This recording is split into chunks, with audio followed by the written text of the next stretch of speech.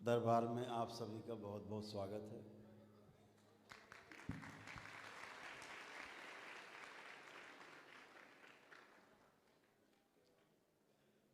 पूर्णिमा के इस विशेष अवसर पर, इस विशेष तिथि पर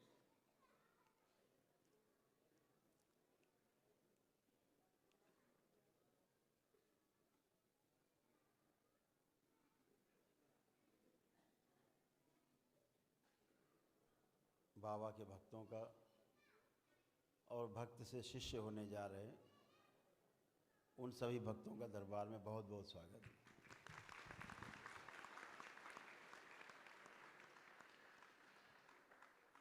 आज बड़े सौभाग्य का दिन है कि आज आप बाबा के भक्त से शिष्य होने जा रहे हैं।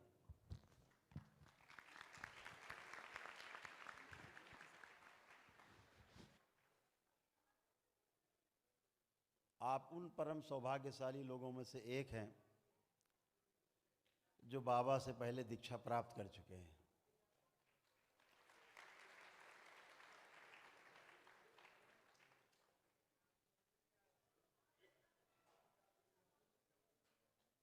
कहते हैं कि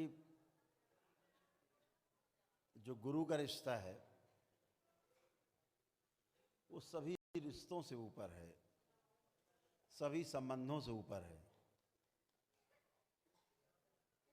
क्योंकि माता पिता हमें और हमारा समाज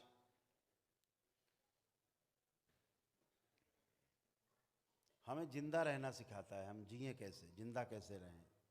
दाल रोटी, रोटी कपड़ा मकान, यहीं तक सीमित है। हमारे माता पिता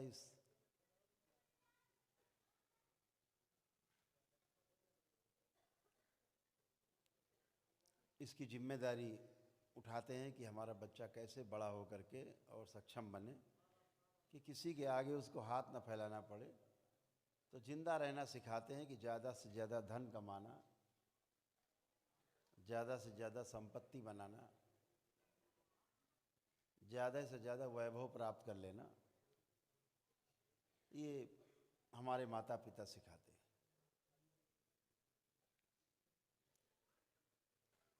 लेकिन जब व्यक्ति को गुरु मिलता है, कोई पूर्ण गुरु बाबा जैसा,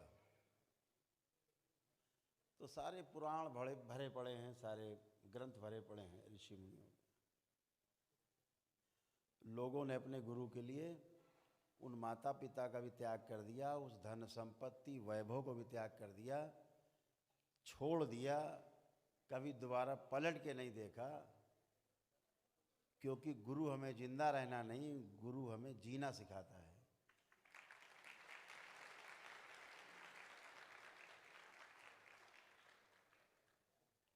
जिंदा तो एक पशु भी रह लेता है।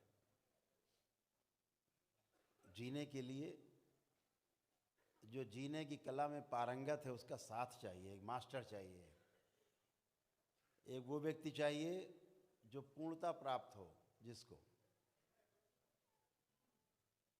परम पूजनीय बाबा जी हमारे बीच में एक पूर्ण गुरु के रूप बाबा जी हमारे बीच में एक पूर्ण गुरु के रूप में उपस्थित हैं।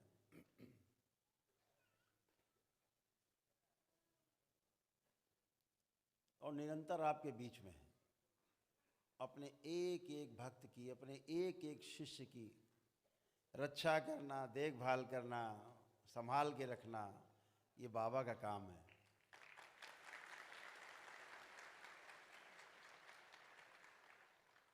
और हमारी माँ उसमें सहयोग करती है, हमारा संरक्षण करती है।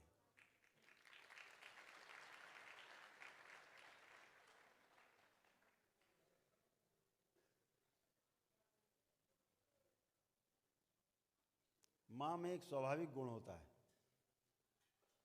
ममता का। ममता शब्द का अंग्रेजी केयर बोलते हैं, केयर करने वाली माँ। ये माँ के हिस्से में आता है ममता। पिता के हिस्से में आता है वात्सल्य, अंग्रेजी में बोलते हैं उसको गाइडेंस। पिता के हिस्से में हमारे खाने पीने का इंतजाम, बाहर के लोगों से सुरक्षा, हमें वो वस्तु उपलब्ध कराना, शिक्षा जो हमें चाहिए होती है, पिता का दायित्व है। लेकिन माँ का दायित्व उससे भी बढ़ के है, बहुत ऊपर है। जैसे आप बिस्तर गीला कर दो तो पिता आपके लिए ये व्यवस्था कर सकता है कि एक दूसरा गद्दा ला दे, बढ़िया दूसरा बिस्तर दे दे, आपको गीले से उठा के आपको सूखे में सुखपूर्वक लिटा दे।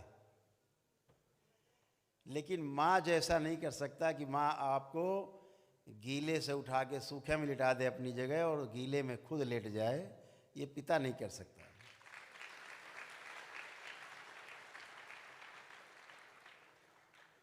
ये सिर्फ और सिर्फ माँ कर सकती है,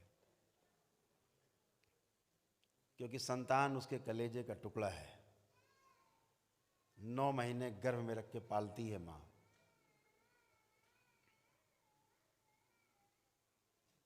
माँ के हिस्से में आता है केयर, लालना, पालना, ममता, दुलार।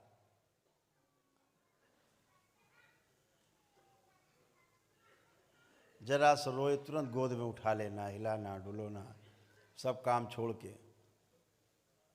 भोजन कर रही माँ हो, बच्चा रो दे तो माँ थाली किनारे करके पहले बच्चे को गोद में उठा के चुप कराती है, उसे दुग्ध पान कराती है। ऐसी है हमारी माँ, जो सृष्टि में शिव और शक्ति के रूप में आप देखते हैं।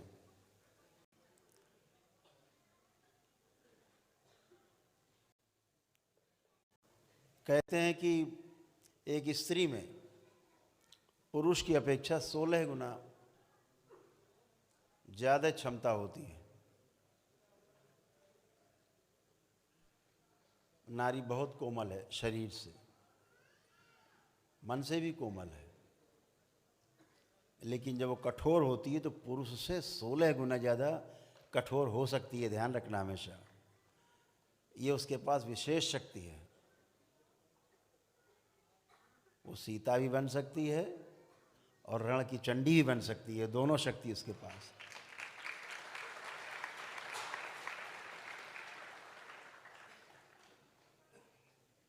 वो माँ है। माँ अपने बच्चे को बचाने के लिए, खतरे से बचाने के लिए अपनी जान पे खेल सकती है, क्योंकि वो माँ है। तो बाबा के साथ माँ का होना, शिव के साथ शक्ति का होना, ये इस बात का परिचायक है कि पूर्णता है। माता पिता के बगैर संतान नहीं।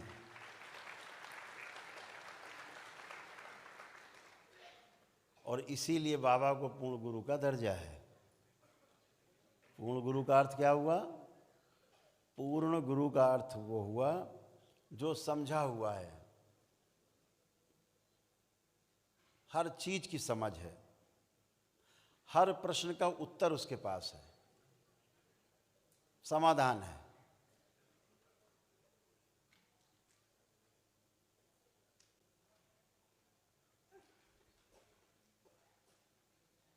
मानव लक्ष्य और जीवन लक्ष्य दो अलग अलग हैं, इसको ध्यान से समझना है।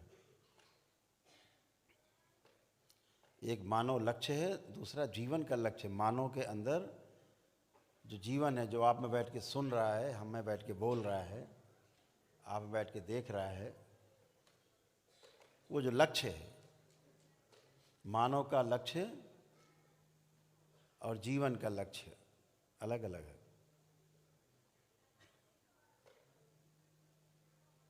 जीवन का लक्ष्य है सुख, शांति, संतोष, आनंद और परम आनंद।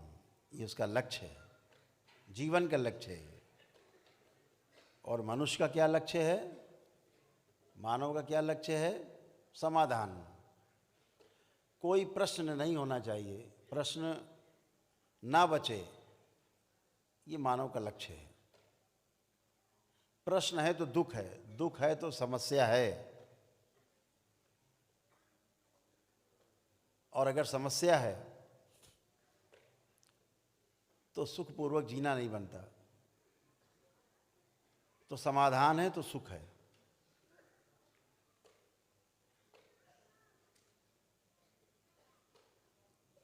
तो समाधान ही जो है वो मनुष्य का लक्ष्य है।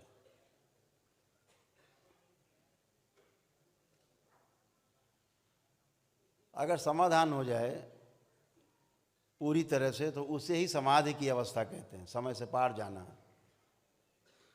जिसके लिए आज आप पहला कदम आज आपने उठाया है बाबा की तरफ, वो समाधान की ओर जाने के लिए आपका आज का पहला कदम है, जो आज आप बाबा के भक्त से उनके शिष्य बनने जा रहे हो।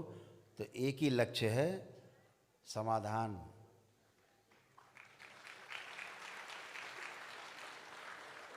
यानी जीवन में कोई प्रश्न न बचे, जीवन में कोई दुख न बचे। लेकिन जीवन में सुख और दुख है क्या?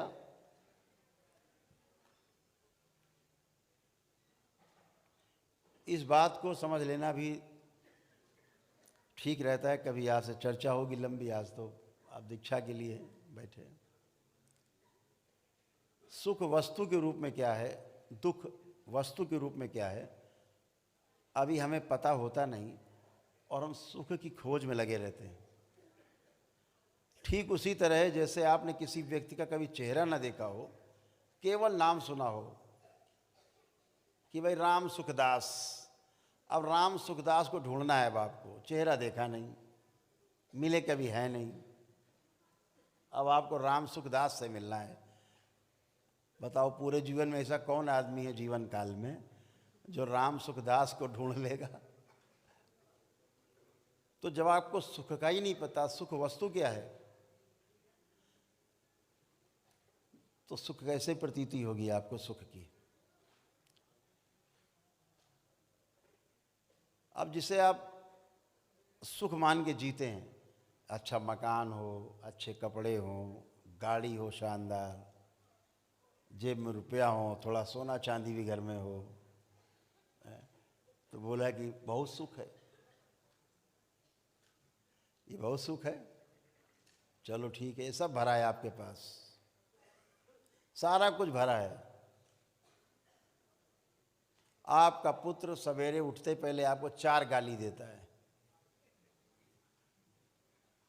आप ढूंढो सुख इसमें। जो आपके पास रुपया पैसा, बढ़िया मकान, गाड़ी घोड़ा बंगला सब मौजूद है, अब जरा हमें सुखी रह के दिखाइए। लड़का सवेरे उठते पहले 4 गाली बकता है आपको, ढूंढिए सुख, मिलता है? नहीं मिलता। बहुत शरीफ आदमी होते बेचारे, कुछ करते रहते बच्चा हमारा ठीक हो जाए, नहीं कर पाते तो कुछ लोग सुसाइड कर लेते हैं, आत्महत्या कर लेते हैं। अब कहाँ गया? अगर ये सुख था तो फिर सुख मिलना चाहिए था, कोई गाली बकता रहे। लेकिन ये सुख नहीं है, अभी माना हुआ है हमने कि सुख है। हमने मान लिया है कि बहुत अच्छे कपड़े पहन के पार्टी में जाएंगे तो लोग भैया बहुत हमारी जो है सलूट मारेंगे। कोई सलूट वलूट नहीं मारता,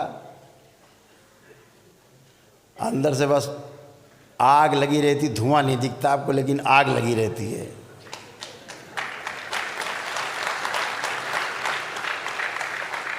इतना अच्छा कपड़ा पहन के इतना शानदार गाड़ी से आया है, आग लगी रहती है अंदर। ऊपर से कहता बहुत बढ़िया कपड़ा है, बहुत सुंदर लग रहा है तुम्हारे ऊपर। माने हुए हैं, मान के जी रहे हैं, सामने वाला भी मान के जी रहा है, दोनों मस्त, दोनों की नाक कटी है और दोनों को कटी नाक नहीं दिख रही एक दूसरे की, दोनों सुंदर मान रहे हैं एक दूसरे को, माने हुए हैं सुंदर, दोनों एक दूसरे की तारीफ कर रही। क्या तुम्हारी नाक कटी यार, इस किनारे से ऐसी कटी हुई है, बहुत सुंदर नुकीली नाक लग रही है। वो उसकी नाक कटी की तारीफ कर रहा है, वो उसके नाक कटे की तारीफ कर रहा है। माने हुए हैं, जी रहे हैं। मान के जीना और जान के जीना दो अलग अलग वस्तु हैं। माने हुए को अगर जान लिया जाए जांच करके, तो हमारा जीना और बेहतर हो जाता है। तो जब समाधान मिलता है तो समाधान से सुख है। जब तक समाधान नहीं मिलता किसी चीज़ का, तब तक दुख है। तो प्रतीति होना और सुख होना दो अलग अलग वस्तु हैं। इस पे कभी बहुत विस्तार से बात करेंगे।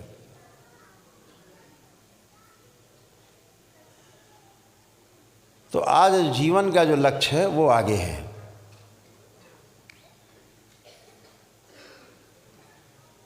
हर व्यक्ति में जीवन के रूप में क्षमता, योग्यता और पात्रता, तीन चीज़ें रहती हैं। जीवन के रूप में देखा जाए तो सभी इसके चरम को छू सकते हैं। सब में ये क्षमताएं विद्यमान हैं, योग्यताएं विद्यमान हैं, पात्रताएं विद्यमान हैं, आप पा सकते हैं।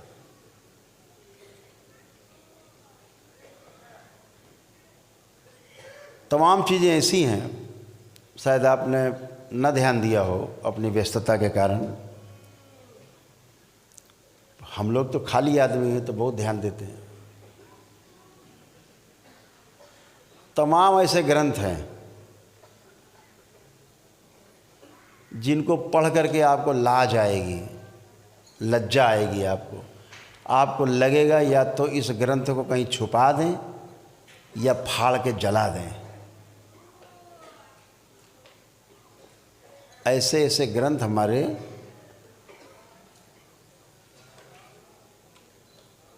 हिंदू संस्कृति में हम लोग हैं तो सामने आ जाते हैं ग्रंथ।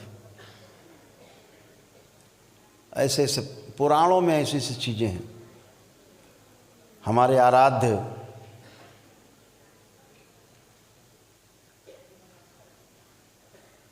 जिन्हें भगवान श्री कृष्ण के रूप में जानते हैं, याद करते हैं, स्मरण करते हैं, पूजा पाठ करते हैं उनका। योग साधना में जाते हैं तो भगवान श्री कृष्ण का स्मरण किए बगैर आपका ध्यान साधना, उपासना पद्धति पूरी नहीं होती, शुरुआती नहीं होती। ऐसे भगवान के प्रति भी ऐसी ऐसी अशोभनीय बातें ग्रंथों में लिखी, पढ़ के लज्जा आती है। और उसका बखान करते हैं लोग बैठ करके मंच पे, तो सिर भी शर्म से झुक जाता है। लेकिन आप ढोलक और मंजीरा के बीच में ये नहीं जान पाते कि ये भगवान की बड़ाई नहीं कर रहे, ये भगवान की निंदा कर रहे हैं। कुछ भी बोले चले जा रहे हैं, कैसा भी बोले चले जा रहे हैं।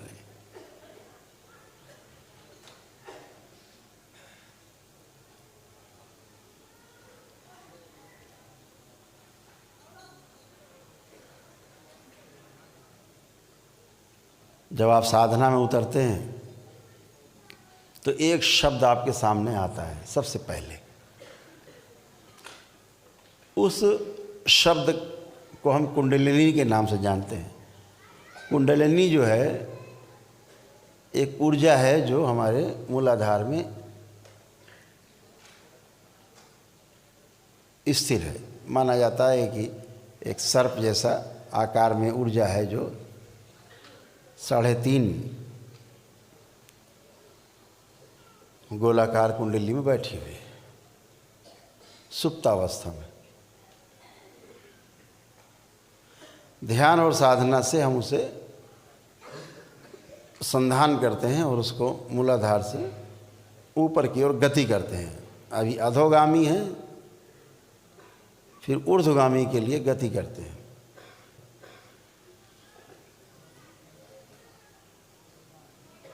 सात चक्र बताए गए इस पूरे रास्ते में, मूलाधार से लेकर के सहस्रार तक।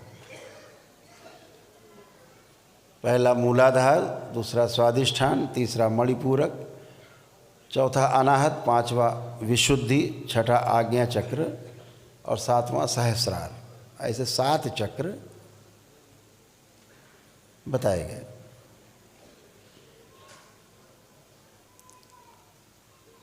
इन 7 को वेद कर जब ब्रह्म माना गया, इसके पार जाते हैं तो पार ब्रह्म बोल देते हैं, पर ब्रह्म जैसा हो।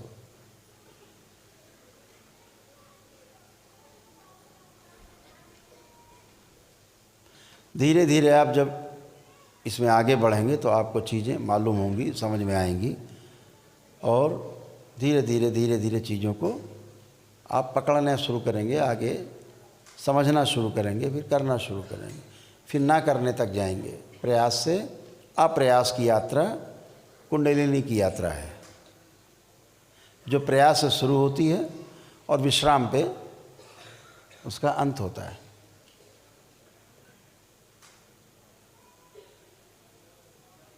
उस कुंडलिनी में बोला जाता है कि जो बाईं तरफ ऐसे कुंडलिनी सर्फ हर जगह क्रॉस करता है, ऐसे मान के चलते। 2 ऊर्जाएं हैं जो बाएं और दाएं और एक बीच में है। जो बाएं हैं उसको बोल देते हैं ईड़ा,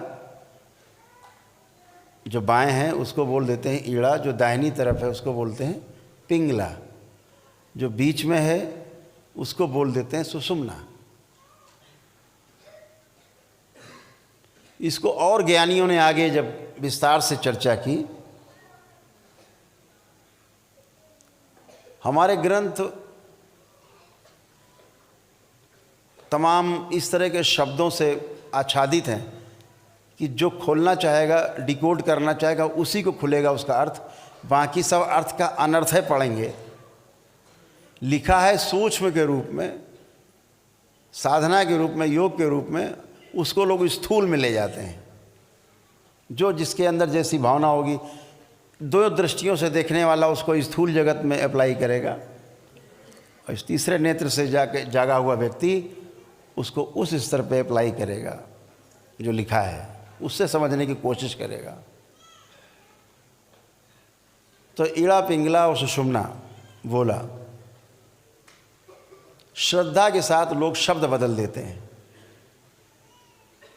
थोड़ा ऋषि मुनियों ने और आगे समझा तो लिखा गंगा, जमुना, सरस्वती। यानी जो ईड़ा है उसको गंगा कहा, वो ठंडा है। ईड़ा ठंडी धारा है, बाईं धारा ठंडी है, दाहिनी धारा गर्म है, उसे पिंगला कहा। तो ऋषि मुनियों ने क्या कहा? ईड़ा को गंगा कहा, ठंडक है, जमुना गर्म नाड़ी है तो उसे पिंगला कहा, और सरस्वती ज्ञान की देवी है तो जो हमारी सुषुम्ना है वो ज्ञान की नाड़ी है, उस ज्ञान का नाम सुषुम्ना है। तो कह दिया गंगा, जमुना और सरस्वती। ज्ञान दिखता नहीं, ज्ञान अनुभव किया जा सकता है, ज्ञान को आप देख नहीं सकते। ऐसे सरस्वती हमारे ऋषि मुनियों ने व्यवस्था कर दी प्रयागराज में कि गंगा जमुना जहाँ मिलती है वहाँ सरस्वती नदी भी मिलती है। जहाँ दोनों मिल रही, तीनों मिल रही, प्रयागराज कह दिया। वो तीर्थ है, वो तीर्थ स्थल है, तो प्रयागराज कह दिया गया उसको। गंगा, जमुना, सरस्वती तीनों मिल गई।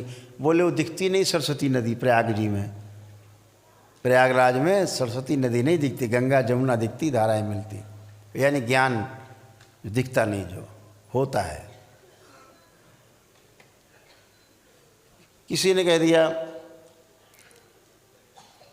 कि रज, तम, सत। रज कह दिया ईड़ा को, पिंगला को कह दिया तम, और सुषुम्ना को कह दिया सत, सात्विक। ऐसे 3 नाड़ी। ऐसे ही मैं उन बुद्धिमानों को बताना चाहता हूँ जिन्होंने राधा को एक कैरेक्टर मान लिया। राधा भी ऐसा ही एक कैरेक्टर है, इसीलिए कहीं ग्रंथों में उनका, न महाभारत में न भागवत पुराण में कहीं पर भी उल्लेख नहीं है। अगर हम आपकी बात मान लें कि भगवान श्री कृष्ण की एक 16,108 रानियां थी, तो राधा से शादी करने में क्या आपत्ति थी? कोई आपत्ति नहीं। 8 तो उनकी पटरानियां ही थी, फिर वो तो श्री कृष्ण थे, उन्हें कौन रोक सकता था?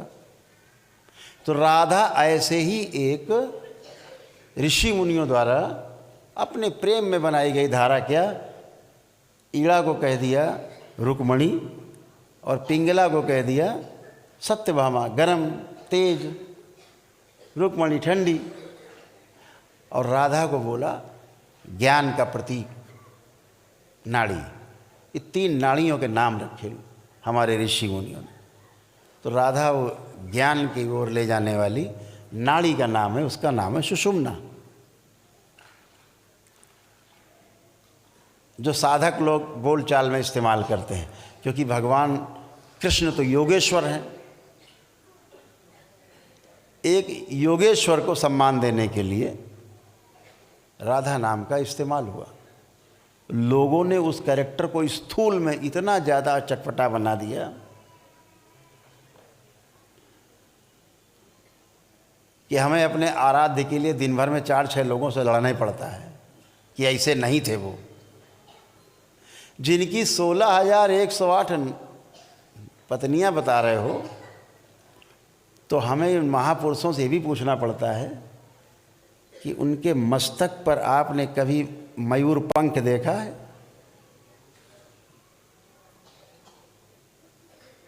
मोर का पंख देखा है लगा श्री कृष्ण पे? क्या श्री कृष्ण इतने गरीब थे कि मोहरे पंख लगा के घूमते रहे जिंदगी भर? लेकिन मोर पंख ही लगा रहा उनके। क्यों? क्योंकि भगवान श्री कृष्ण ने कभी किसी स्त्री के साथ संसर्ग नहीं किया। ऐसा माना जाता है कि मोर पंख का अर्थ होता है कि मोर कभी अपने जीवन काल में मोरनी के साथ संसर्ग नहीं करता है, शारीरिक संबंध नहीं बनाता, फिर भी संतान पैदा होती।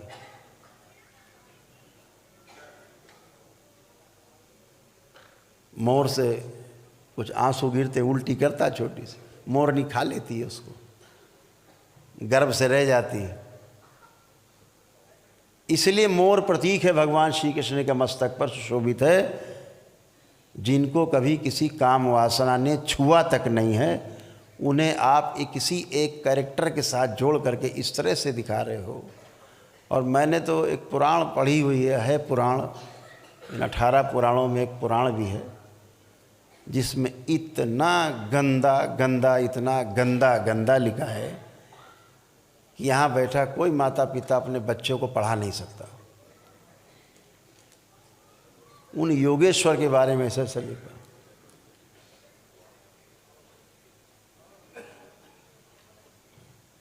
तो किताबों में मत जाइएगा कभी, ध्यान रखिएगा, फंस जाओगे। हमेशा अपने अनुभव की बात मानना। आज जो आप पहली सीढ़ी पे कदम रखने जा रहे हो, आज आप पहली बार अनुभव करने जा रहे हो जीवन का। अभी तो शरीर के सुख देखे हैं, जो जीवनगत सुख है उस सुख का नाम है निरंतर सुख, जहाँ कभी सुख की बीच में कटिंग नहीं होती है। निरंतर सुख है, अबाध सुख। वो आपका अनुभव से ही आता है, जीवन से ही आता है। शरीर में सुख और दुख आ सकते हैं, जीवन में आप चाहें तो केवल सुख ही सुख हो सकते हैं और निरंतर सुख बना रह सकता है। कभी दुख की तरफ लौटेगा ही नहीं, दुख होगा ही नहीं। तो आज जिस आप कभी चर्चा करेंगे, राधा पर चर्चा करेंगे, सब पे सब प्रतीकात्मक है। रावण को दशानन कह दिया गया,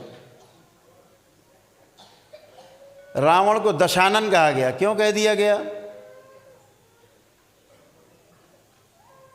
इसलिए कह दिया गया कि हमारा जो पहला चक्र है, हमारी कुंडलिनी से जब यात्रा शुरू होती है सहस्रार तक, मूलाधार से, तो मूलाधार में कमल के 4 पंखुड़ी बताई गई।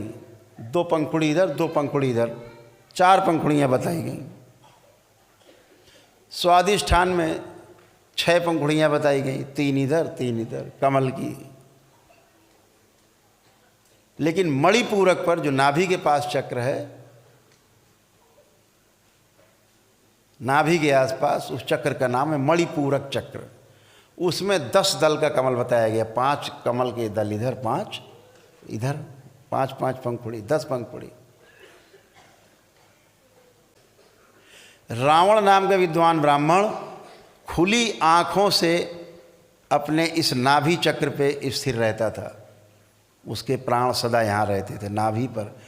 तभी विभीषण ने कहा था, चूँकि उस राज को जानता था, राम से कहा था कहीं तीर मारोगे नहीं मरेगा, लेकिन अगर नाभि पे आप भगवान तीर मार दोगे तो रावण मर जाएगा। तो भगवान राम ने वहीं तीर मारा।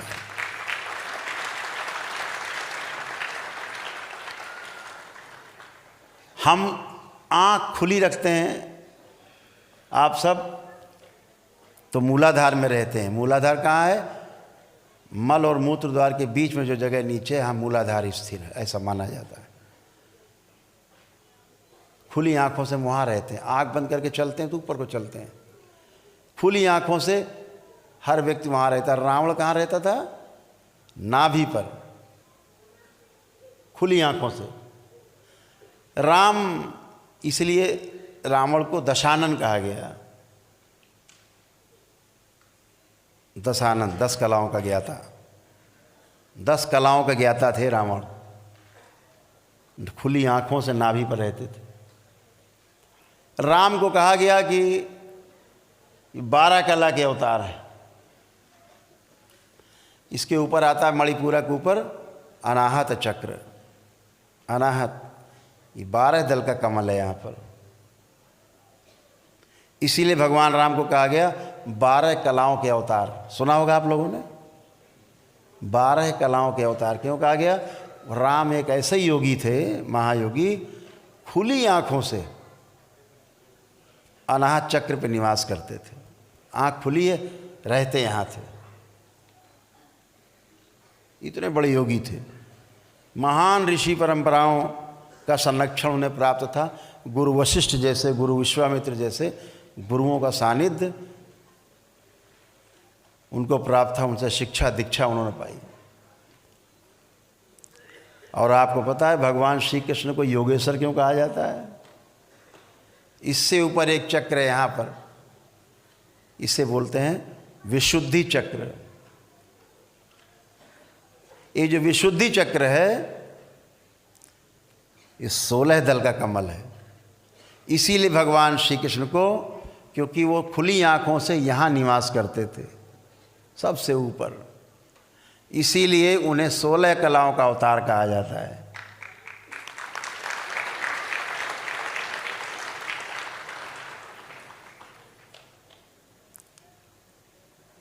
यानी जिन्हें काम, क्रोध, मद, लोभ, अहंकार कुछ छू भी न गया हो, विशुद्धि। इसीलिए उन्हें 16 कलाओं का अवतार कहा जाता है। भगवान श्री कृष्ण को जो खुली आंखों से यहाँ रहते थे, सबसे ऊपर थे। राम से भी आगे एक अवतार। और हमारे कुछ महान लोगों ने जो ये धरती पे जिंदा हैं, उन्होंने उन्हें काम कला का अवतार बना दिया है भगवान श्री कृष्ण को। शर्म आनी चाहिए इनको। डूब के मर जाना चाहिए चुल्लू भर पानी में। जो योगेश्वर है, जिसको काम, क्रोध, मद, लोभ कभी छू ना गया हो, उससे दिन भर ऐसा बता दिया कि दिन भर बस वो स्त्रियों के साथ रमण कर रहे हैं, गोपिकाओं के साथ दिन भर रमण कर रहे हैं। तुम्हें पता भी है कि गोपिकाएं कौन है? तुम 16,108 नारी कहते हो, और ये दरबार 16,108 नारी नहीं, 16,108 नाड़ी शरीर की। उनके स्वामी का नाम श्री कृष्ण है।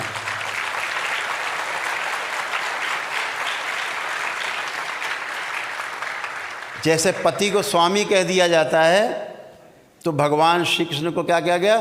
16,108 नाड़ियों के स्वामी, जिनके नियंत्रण है नाड़ियों पर, एक एक नाड़ी पर। उनके शरीर की एक भी नाड़ी बगैर उनकी इच्छा के धड़क नहीं सकती थी। उनका नाम योगेश्वर श्री कृष्ण है। और आप उन्हें 16,108 नारियों का पति बताते हो। शर्म आनी चाहिए। इतना ही नहीं, ये भी लिख डाला सबके 10-10 लड़के, एक एक लड़की उत्पन्न हुई। हद है भाई। आगे पढ़ो तो आपके नीचे से पैर धरती खिसक जाएगी। एक ही काम था उनके पास। तो महाभारत तुमने लड़ी इतने दैत्य मरवाए जीवन काल में, तुमने मरवाए थे। यही काम करते रहे बेचारे। आगे पढ़ो तो धन्य हो जाएगा आप। उस योगेश्वर को जिन्होंने इस देश को नहीं पूरे विश्व को दिशा दी, वह ग्रंथ जिसकी कसमें अदालत में खाई जाती हैं हाथ रख के, उस ग्रंथ का नाम है गीता, श्रीमद् भागवत गीता। रामायण पे हाथ रख के कसम नहीं खाता कोई, श्रीमद् भागवत गीता पे रख के कसम खाता है। उस योगेश्वर कृष्ण के बारे में ऐसी ऐसी बातें बद्दी बद्दी, दिन भर एक ही सूत्री कार्यक्रम। 8 वर्ष के श्री कृष्ण, 12 वर्ष की राधा। आप कह रहे हो दिन भर लिए पड़े रहते थे। अरे होश में हो भाई, होश की दवा खाओ। जब गोकुल छोड़ा श्री कृष्ण भगवान ने, तब उनकी उम्र 12 वर्ष थी। आप उन्हें काम कला का अवतार बता रहे हैं। अरे शर्म के मारे चुल्लू और पानी में डूब के नहीं मर जाओ। अपने भगवान के बारे में कुछ अच्छी अच्छी बातें करो, बच्चों को कुछ अच्छी शिक्षा मिले, बच्चों को उनका ज्ञान चक्षु खुले। चीज़ें लिखी गई हैं कोड में, जे जान ही तेई दे जनाई, बाकी मूर्ख बने रहो, इसलिए लिखा गया। बहुत विस्तार से बोलेंगे किसी दिन तो इनकी धज्जी उड़ाएंगे, जितने बदमाश हैं ये।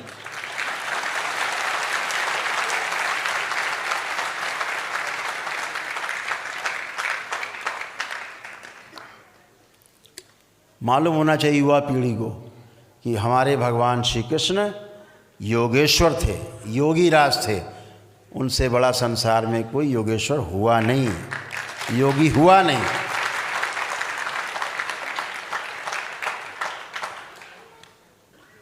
वो योगेश्वर नहीं होते तो भगवान परशुराम ने अपना सुदर्शन चक्र उनको नहीं दिया होता। भगवान परशुराम उन अवतारों में से एक हैं जिनके ऊपर आरोप लगा देते लोग बैठ के, केवल ब्राह्मणवाद का, जो क्षत्रिय विरोधी थे, बस ऐसे बना दिया। अरे भैया कुछ तो बुद्धि लगा लो यार। आप उनकी बात कर रहे हो जिनको जाति का मतलब नहीं, किसी से कोई लेना देना नहीं, जिन्होंने मानव धर्म को ही श्रेष्ठ माना। भगवान भोलेनाथ के एकमात्र शिष्य जिनका नाम है भगवान परशुराम हैं, जिनका नाम है भगवान परशुराम। ऐसी सी बात है। तो अगर वो योगेश्वर नहीं होते श्री कृष्ण, तो भगवान परशुराम उन्हें सुदर्शन चक्र नहीं देते। सुदर्शन चक्र भगवान श्री कृष्ण को भगवान परशुराम ने ही प्रदान किया था, उन्हीं से मिला। कहाँ से जाति पात आ गई? किस ब्राह्मण को उन्होंने सुदर्शन चक्र दे दिया?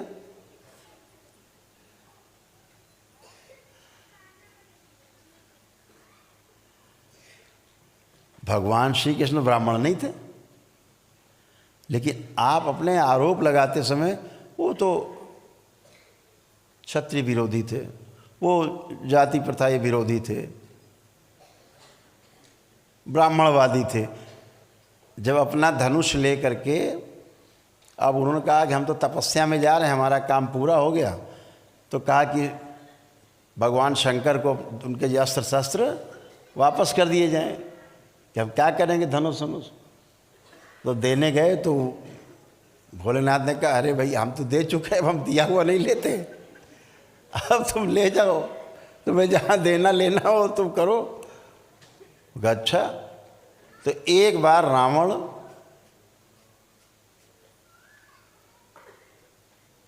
को बंदी बना लिया था सहस्त्रबाहु ने, अपनी कैद में रखे था। तो भगवान परशुराम भगवान शंकर से मिलने गए तो उन्होंने कहा कि भाई तुम शिष्य तो हमारे हो, लेकिन तुमने दक्षिणा आज तक नहीं दी। बोले प्रभु आप आदेश करो दक्षिणा। तो बोले आधी दक्षिणा में आज दो, आधी। बोले आधी मतलब? बोले आधी आज और आधी बाद में। कि प्रभु दिया आदेश करो। तो बोले रावण जो है सहस्त्रबाहु जो राजा है उसकी कैद में है, उसे छुड़ा दो।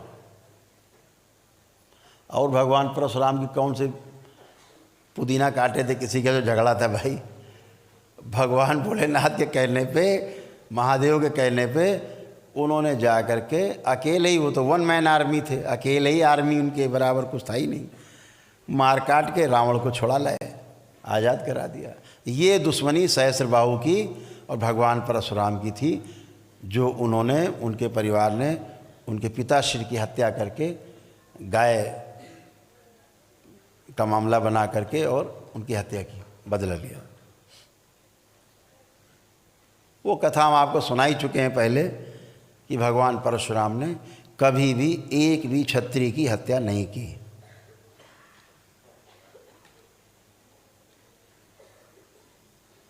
कर ही नहीं सकते।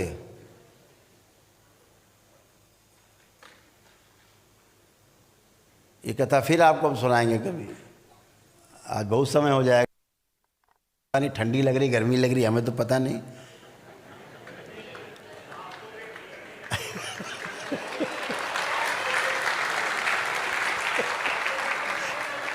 हमको देख के गर्मी लग सकती है आपको। पता है, चलो 5 मिनट लगेंगे, सुनाई देते कथा भगवान परशुराम को।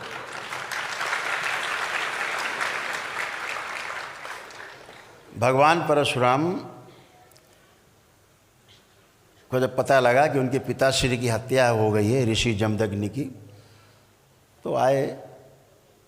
और जैसा कि आप सबको पता है, आप सब उस भोग से भोग के निकले हो, स्मृतियों से।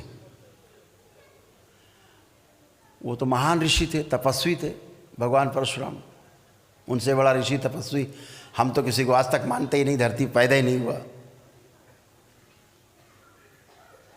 उन्होंने सारे पिंडदान और जो पिता के मृत्यु के बाद पुत्र कर सकता है वो उन्होंने सारे विधि विधान से सारे वैदिक कार्यक्रम सब किए। पितृ मुक्ति वगैरह के लिए सब कुछ किया जो भी कर सकते थे। अब ये तो नहीं कहा जा सकता उनको ज्ञान नहीं था, पूरा ज्ञान था, कर दिया। लेकिन पितृ की जो स्मृतियां थीं वो नहीं गईं, वो चिपक गईं, वो बनी रहीं। इसके ऊपर बड़े बड़े सीरियल बने हैं रामायण के, रामानंद सागर ने भी बनाया है, इस पे सीरियल बनाया है।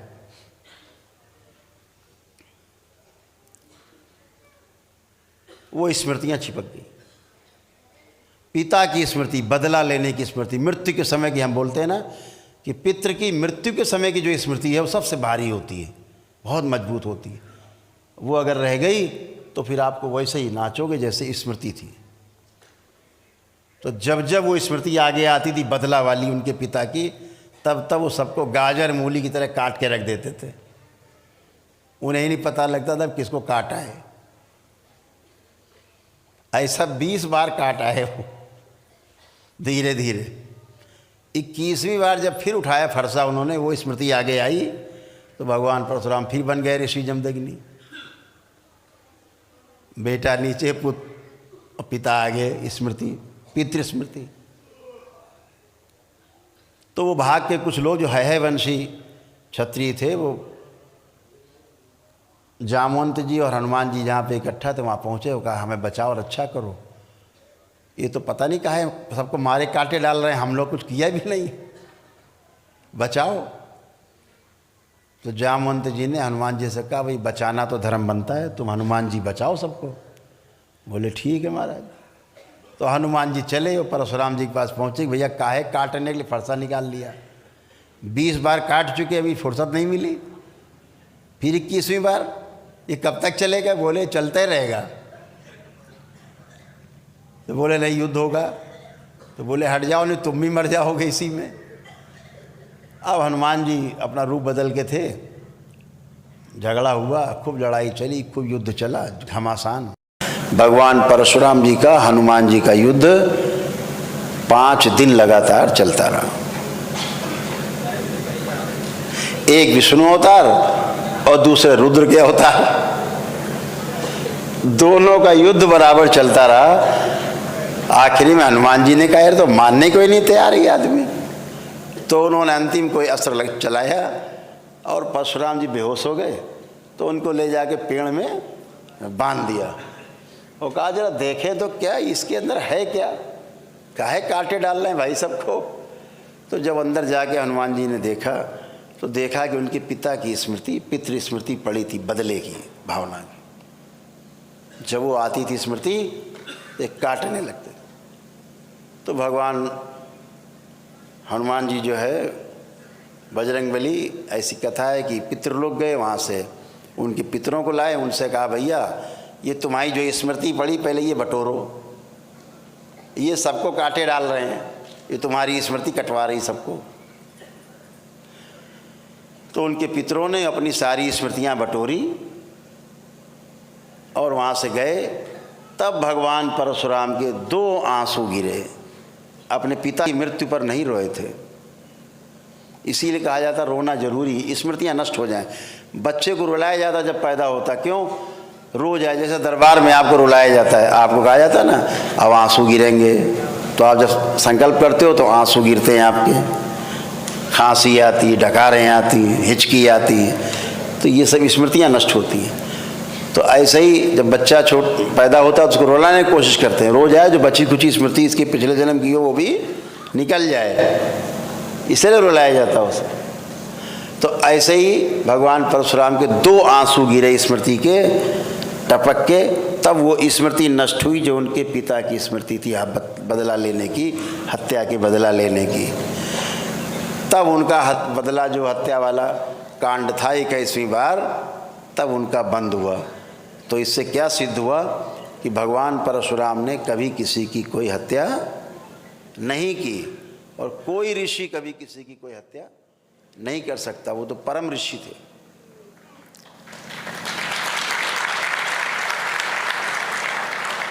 उसके बाद फिर उन्होंने जितने लोगों की हत्याएं की थी, जब उनको पता लगा कि हमने इतनी हत्याएं कर दी हैं, हनुमान जी ने बताया तुमने इतने लोग मार डाले, लाखों लोग मार डाले, तो उनको बड़ा दुख हुआ।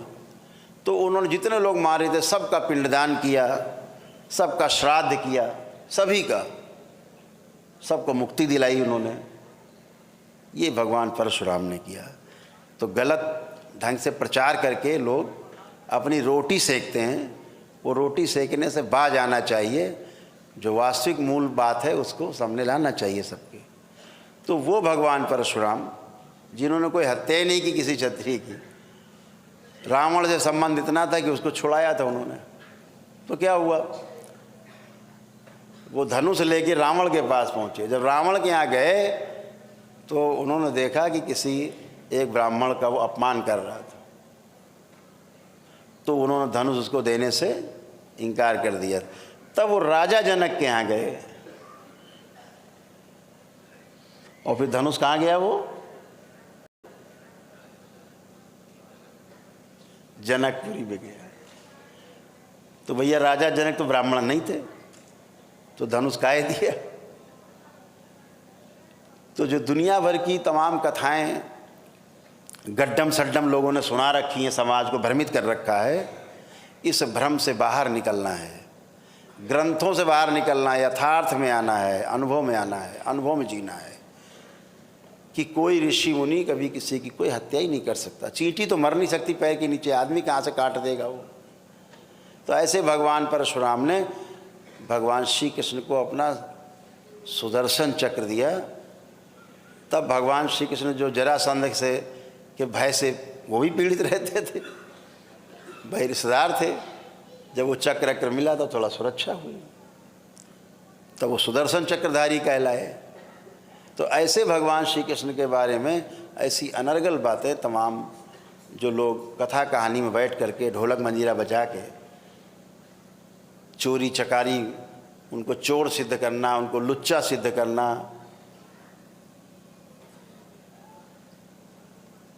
लड़कियों के पीछे दिन भर पड़े हैं, कपड़ा चुरा के भाई चढ़ गए ऊपर, लड़कियां नहा रही थी तो कपड़ा चुरा लिया ऊपर चढ़ गए, इस टाइप की हरकतों वाली बातें लिखना बताना।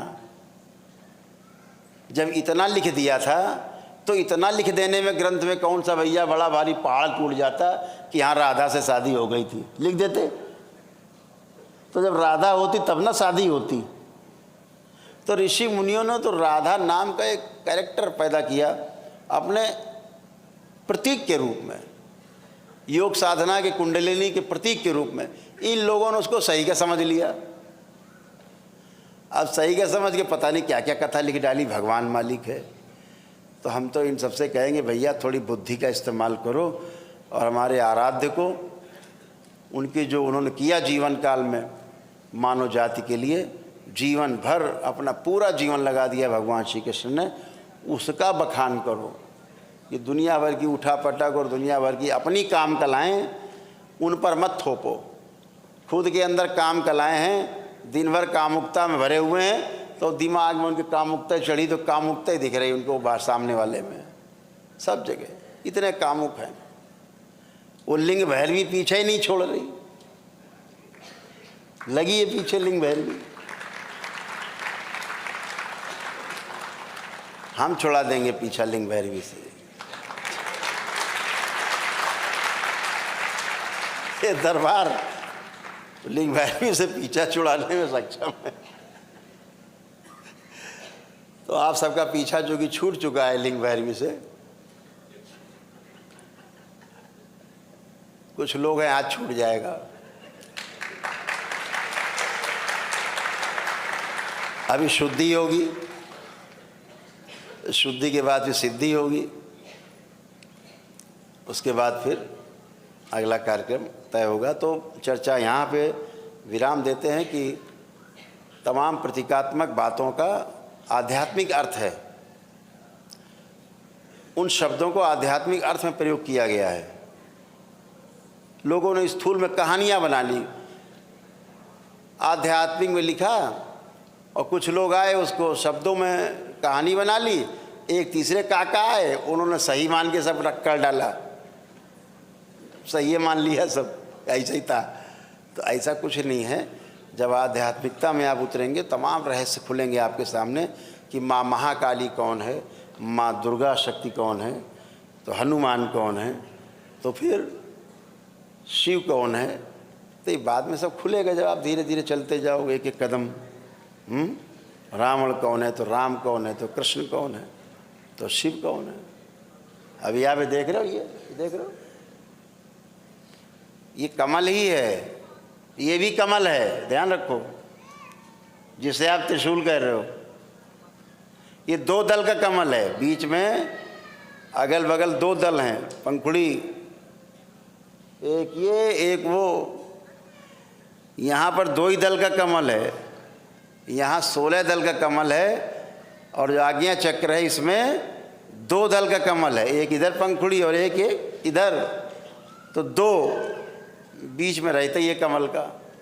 तो ये 2 दल का कमल यही त्रिशूल है, ये प्रतीक है कमल का।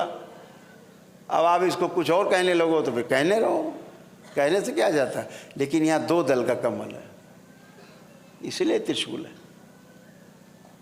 शिव नेत्र है, तो उस शिव नेत्र के जहाँ पर कमल है उसको 2 दल का कमल है, तो त्रिशूल बताया आपको। अब पता लगे यही त्रिशूल है, किसी की पेल दिया पेट में। तो आध्यात्मिक व्यक्ति के लिए ये कमल है, आप किसी और के लिए त्रिशूल हो सकता है, इतनी तो बात है। ये सहस्रार है, सहस्रार में सहस्रों दल का कमल है, यानी सारे कमल ऐसे हैं सीधे, ये वाला उल्टा कमल है, हजारों पंखुड़ियाँ उल्टी लटक रही हैं, चोटी इसीलिए रखते हैं कि वो कमल का दंड है। चोटी रखने का मतलब है कि ये पुष्प खिल गया है जिसका, वो चोटी रखने का अधिकारी। अभी हमारे नहीं लगी चोटी, अभी चोटी नहीं है भाई, तो नहीं खिला होगा, नहीं है तो सहस्रदल का कमल। तो क्या करते थे ऋषि मुनि, जिनका जो ब्रह्मचारी ब्रह्म विचरण करते थे, वो ब्रह्मचारी कह लो उन्हें, चाहे उन्हें ब्रह्मवेत्ता कह लो, चाहे पार ब्रह्म परमेश्वर कह लो, जब वो इससे पार हो जाते थे, सहस्रार से इसको वेदना जान लेते थे, तो ब्रह्म में विचरण करने वाले हो जाते थे। तो इसलिए चोटी रखते थे वो, ये प्रतीक था कि ये ब्रह्म में विचरण करने वाले हैं, ये वो ब्राह्मण हैं, ये ब्राह्मण हैं, क्योंकि ये वेद चुके हैं आपके सहस्रार को। उनकी देखा देखी चेला चोटी रखने लगे, चेला के देखी देखी गृहस्थ रखने लगे। अब सभी चोटी बात है, सब ब्रह्मचारी हो गए, सभी ब्रह्मचारी हो गए, सब चोटी। तो एक संस्कृति में आ गया चोटी रखना हिंदुओं की, और कोई बात नहीं। कहीं ना कहीं से तो परंपरा चलती है ना, तो चली वहीं से। तो ये सब एक अवधारणा है। जो आध्यात्मिक लोग हैं वो चीज़ों को, तत्ववेत्ता जो होते हैं, तत्व जब जो खोलते हैं, तोड़ते हैं, डिकोड करते हैं चीज़ों को, तो ऐसे है। हमारे कई जैनी मित्र हैं, जैन मित्र हमारे कई, हम उनके परिवार में जाते रहते थे, तो उनके घर में फ़ोटो जरूर लगी रहती थी भगवान महावीर की, ये भगवान बुद्ध का भी आपने देखा होगा कभी फ़ोटो, कोई मूर्ति तो यहाँ पे देखा होगा, घुंघराले जैसे बाल देखा है, घुंघराले बाल बिल्कुल ऐसे भगवान महावीर को। तो अपने दोस्तों से हम पूछते थे कि भाई ये ऐसा क्यों बोले, उनके बाल घुंघराले थे। आज तक हमें कोई नहीं बता पाया कि बाल घुंघराले क्यों थे। ये बाल नहीं है, ये दिखाया गया है उस समय के पुराने लोगों ने। सहस्रदल कमल जो उल्टी पंखुड़ियाँ लटक रही हैं, जूड़ा और उल्टा कमल, यानी सहस्रदल कमल इनके खिले हुए हैं, ये है। और वो बता रहे हैं नहीं घुंघराले बाल हैं, वही राधा की तरह है नहीं, फिर भी बता रहे हैं। तो वो ऐसे ही बना के कुंडली को कुछ का कुछ बताते हैं। तो आध्यात्मिक दृष्टि से जब विवेचन होगा, आपके साथ बैठेंगे कभी, को विधि से विवेचन होगा, खूब ढंग से होगा। तंत्र का अर्थ ही होता है विधि, उपाय, कोई मार्ग, व्यवस्था। तो तंत्र में सब कुछ उपलब्ध है, सब अनुभवगम्य है, सब अनुभव आप कर सकते हैं। पहली सीढ़ी आज आपकी है और आप इसमें प्रवेश कर रहे हैं। पुनः आप सबको बहुत बहुत धन्यवाद, बहुत बधाई।